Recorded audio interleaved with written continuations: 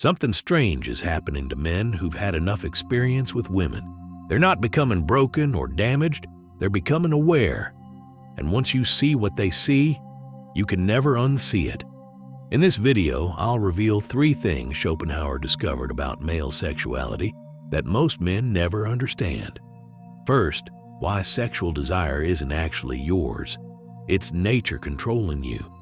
Second, the exact moment a man realizes he's been chasing an illusion, and why that moment changes everything. And third, what's left when the craving dies, and why it might be the most powerful transformation a man can experience. But here's what you need to understand first. The men who lose interest in sex aren't the ones who couldn't get it. They're the ones who got too much of it. And that difference matters more than you think. Arthur Schopenhauer put it brutally. The sexual instinct is the most deceitful of all instincts. It promises transcendence but delivers only repetition and emptiness. He wasn't talking about failure. He was talking about awakening. Let me show you what he meant. Most men start with the same belief, that sex equals validation, that beauty means value, that the rush of conquest proves something about who they are. And for years, maybe decades, they organize their entire existence around this pursuit. The gym routines, the career moves, the confidence building, the social games, all of it aimed at one thing: access to women, access to that feeling. And when they get it, it works. For a while, every new encounter carries weight.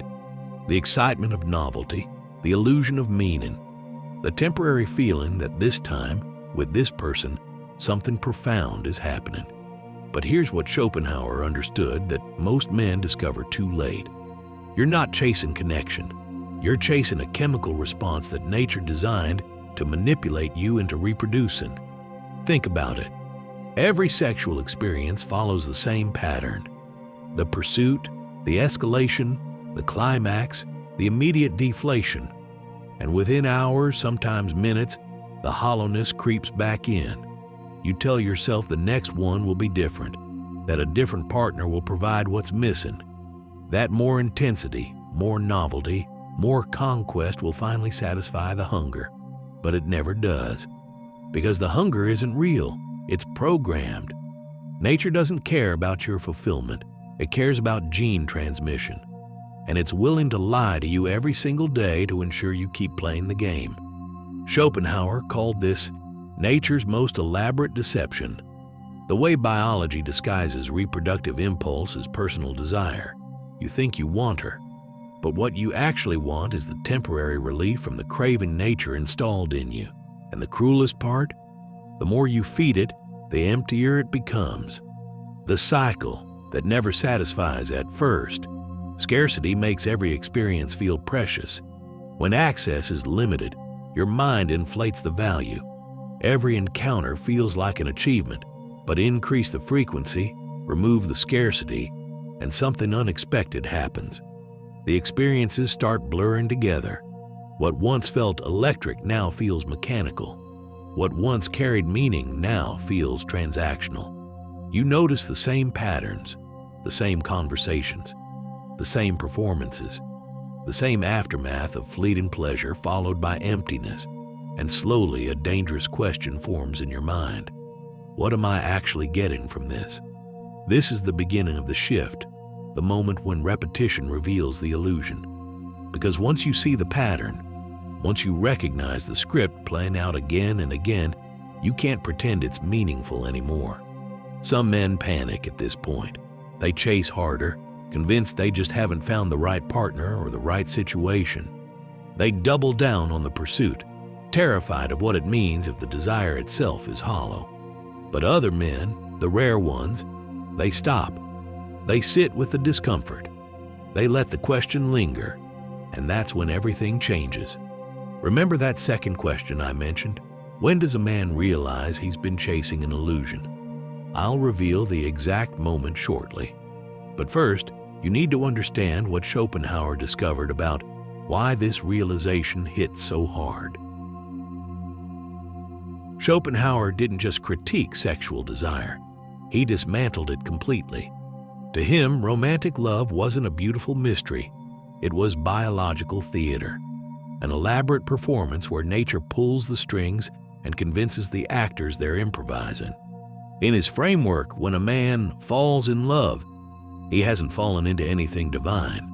He's fallen into a trap, one specifically designed to override his rational mind and make him sacrifice everything, his freedom, his resources, even his life, for reproduction's cold mathematics. He wrote, "Love is the ultimate delusion by which nature dupes the individual into serving the species." Think about what that actually means. Every passionate feeling, every sleepless night thinking about her, every irrational decision driven by desire. None of it is about you or her as individuals. It's about genetic combinations nature is trying to create through you. You're not the author of your desire. You're its vehicle. The brutal observation about women now. Schopenhauer made a controversial claim here, one that makes modern readers uncomfortable. He argued that women operate as agents of the species in a way men don't fully understand. This wasn't meant as an attack. It was meant as observation. In his view, the female role in reproduction creates unconscious strategic behavior.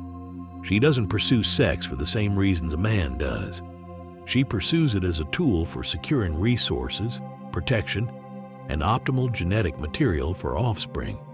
Even when she appears romantic, tender, or emotionally invested, there's another program running beneath conscious awareness, one oriented toward selection rather than connection.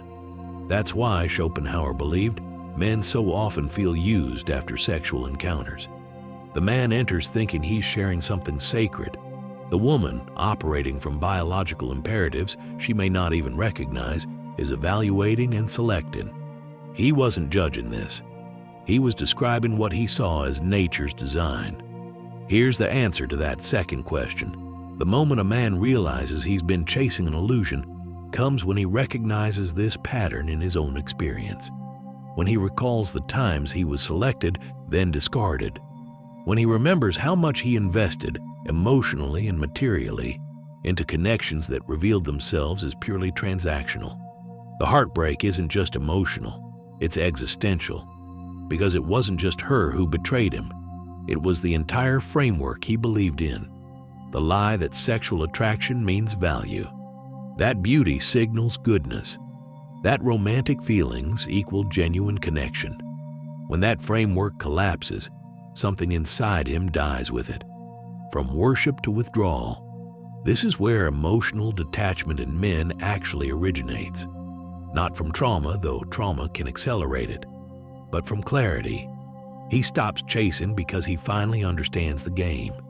He recognizes that the intense desire he felt was never authentically his. It was implanted by biology, amplified by culture, and packaged as personal preference. Once that veil lifts, it never falls back into place. What previously thrilled him now bores him. What once intoxicated him now irritates him. What felt magical now appears mechanical. But here's the cost that nobody talks about. This awakening is profoundly lonely.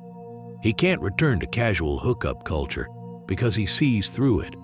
He can't believe in fairy tale romance because he understands the machinery underneath. But he hasn't yet discovered what, if anything, can replace what he's lost. He exists between two worlds, the old world of instinct and fantasy, and a new world of clarity and solitude. And in that space, he grieves, not just for relationships that failed, but for the version of himself who could still believe, who was naive enough, hopeful enough, to think desire meant something deeper. Schopenhauer understood this grief intimately. He knew that wisdom isolates by nature, that seeing clearly means suffering differently, that you desire less, but more honestly. But there's still that third question. What's actually left when sexual desire dies? That answer comes later, and it's not what you expect. After the illusion collapses, most men don't experience liberation. They experience loss. For years, possibly their entire adult life, Chasing women provided structure. It gave them a reason for the gym, a motivation for career success, a purpose behind self-improvement. Take that away and there's silence, not peaceful silence, haunting silence. Like walking off stage and discovering there's no audience, no spotlight, no applause. The performance is over, and you don't know who you are without it. Schopenhauer wrote that most human suffering stems not from pain, but from boredom. And for the disillusioned man, this becomes devastatingly real. Because once sex loses its grip, everything connected to it loses meaning too. Porn becomes boring. Hookups feel robotic. Flirting seems juvenile. Even the prospect of relationships feels hollow. Why? Because they were never about her. They were about him trying to fill an internal void with external stimulation. But now the void is visible, and without the distraction of desire, he's forced to confront a deeper question. What is my life actually for, now that pleasure no longer drives me? The masculine crisis of purpose. This moment marks a critical fork, a shift from dopamine chasing to depth seeking, from external validation to internal confrontation. But it's a brutal bridge to cross. Many men can't handle it. They relapse, back into mindless indulgence, back into toxic relationships, back into performance mode. Anything to avoid facing the emptiness they've been running from their entire lives. Schopenhauer saw this as humanity's core tragedy, our addiction to illusion. He believed most men would rather suffer predictably than face the terror of inner silence. But for those brave enough to stay in the void, to resist the urge to numb or distract, something unexpected emerges. The emergence of real power without sexual motivation. Men fear they'll become apathetic, directionless, weak.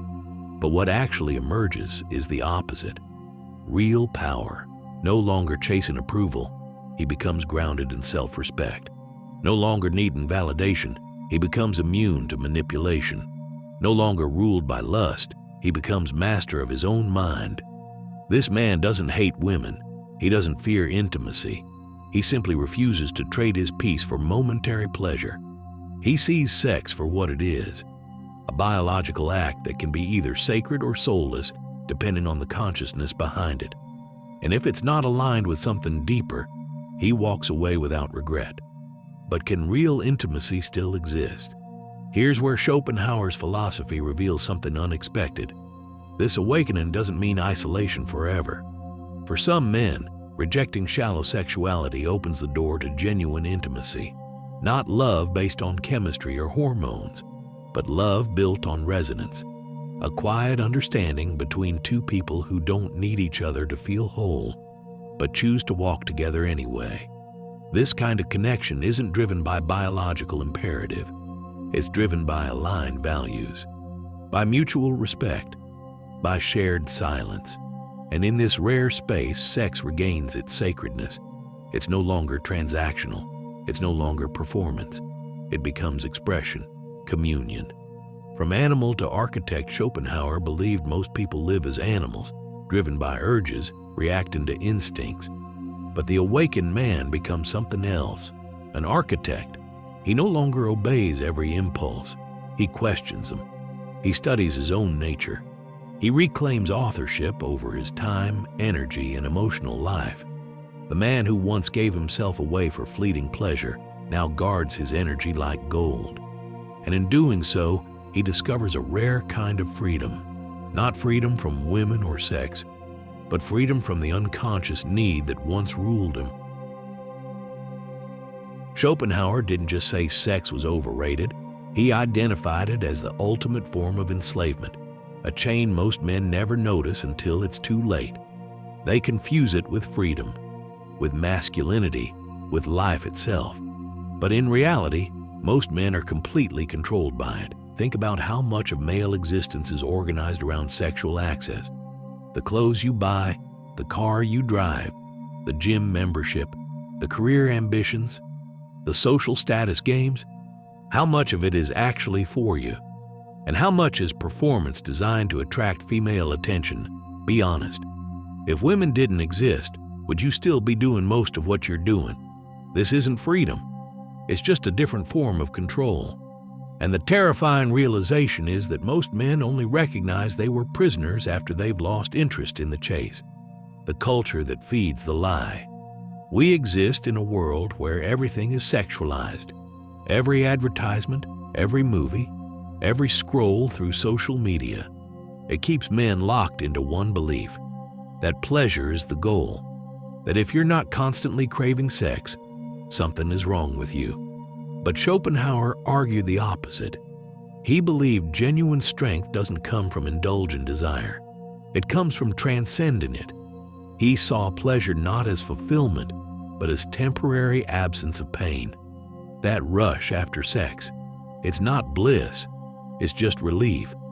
A momentary break from the craving that's been tormenting you, but give it time and the craving returns. So you chase again and again, until your entire life becomes one long loop of tension and release. Without depth, without direction, masculinity, without lust, this leads to one of the most misunderstood ideas in modern psychology. That if a man doesn't chase women, he must be broken. That if he's not obsessed with sex, he's weak, repressed, or failing as a man. But the opposite is often true. A man who no longer views sex as the primary goal is no longer controlled by the world's expectations. He's no longer baited by flattery, no longer driven by competition, no longer distracted by temporary highs. This doesn't mean he's asexual or anti-sex. It means he chooses power over impulse. His energy belongs to him. In Jungian terms, this man has begun individuation, the reclaiming of self from the unconscious, the shift from appetite to awareness. What actually happens when a man stops chasing first? Discomfort. The withdrawal from a drug he didn't know he was addicted to. Then, clarity. He begins seeing people as they actually are, not as objects of desire, but as mirrors, teachers, and sometimes illusions. Then, sovereignty. He values solitude. He sharpens focus. He builds systems. His days are no longer constructed around cravings. They're built around creation. And here's the irony. Women start noticing him more. Not because he's trying, but because he's no longer trapped in the same desperate energetic loop as every other man. He radiates independence, mystery, control. In a world full of men seeking approval, he becomes rare. A man who doesn't need to be desired to feel complete. Spiritual mastery at its core. Schopenhauer's view of sexuality wasn't just cynical, it was spiritual. He saw the renunciation of sexual craving as the beginning of inner mastery, not through repression, but through understanding. A man who can look temptation in the eye and say, "I know what you are," not from denial, but from wisdom, is no longer bound by fantasy. He's no longer at war with his instincts because he understands them. He doesn't suppress his nature. He studies it. He refines it. He becomes the conductor, not the instrument. And in this state, sex becomes a choice, not a compulsion, a possibility, not a prison. Now here's the answer to that third question I promised. What's left when sexual desire dies? When a man sheds the illusion of sex as life's highest pleasure, what remains? This question haunts many after awakening, because what they once pursued with fire now feels cold. What once motivated them now feels meaningless. But this emptiness isn't the end. It's the beginning, a clean slate, an unclaimed life. In this void, a man must decide, will he fall back into the old story, or will he write a new one? Redirecting the energy, Schopenhauer believed human energy is finite. What you invest in sex is energy stolen from everything else. So when a man withdraws from the pursuit of lust, he doesn't become empty, he becomes charged. That same intensity that once drove him toward women can now fuel mastery, creation, philosophy, discipline, vision. This isn't repression, it's transformation. Jung called this the sublimation of instinct. when unconscious urges are elevated to a higher level of meaning. And this is where men become dangerous in the best way. Not because they conquer others, but because they've conquered themselves. The death of the addicted. Most men who chase sex aren't actually chasing pleasure. They're chasing relief from shame, from self-doubt, from lack of identity. Sex becomes a way to forget who they are or who they're afraid they're not. But when you remove that escape route, the truth confronts you. I don't know who I am without this. This moment is painful. It's the death of the addicted self. But it's also the rebirth of the conscious one. And this new man doesn't need sex to feel powerful. He creates power from within. His self-worth is no longer borrowed from external attention. It's built from internal presence. The sacred masculine. When Schopenhauer's brutal realism is filtered through modern understanding, we discover something profound. The loss of interest in sex doesn't signal weakness. It signals evolution. This man may still enjoy intimacy, but he doesn't need it. He may still love deeply, but he doesn't cling. He lives from essence, not ego. And when he gives himself to someone, it's not to complete himself. It's to share his wholeness. This is the sacred masculine, grounded, clear, free. A man who chooses connection not from hunger, but from abundance. Letting go of the fantasy to reach this place, a man must do what most never will.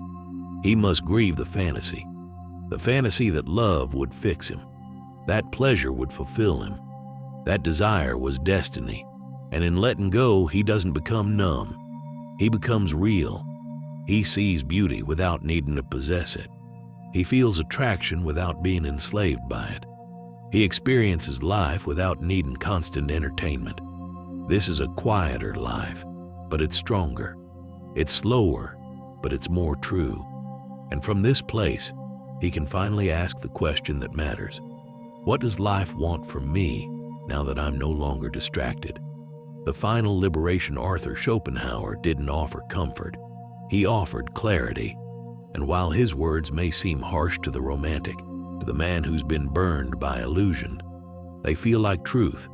Sex isn't the enemy, but the worship of it is. The way it hijacks your mind, steals your time, rewrites your values. That's the trap. And the man who sees through it, he's not broken. He's not bitter. He's free. If this resonates with you, if you felt this shift or you're experiencing it now, write in the comments, I choose clarity. Share this with a man who's still trapped in the cycle. He needs to know that what he's feeling isn't weakness, it's awakening.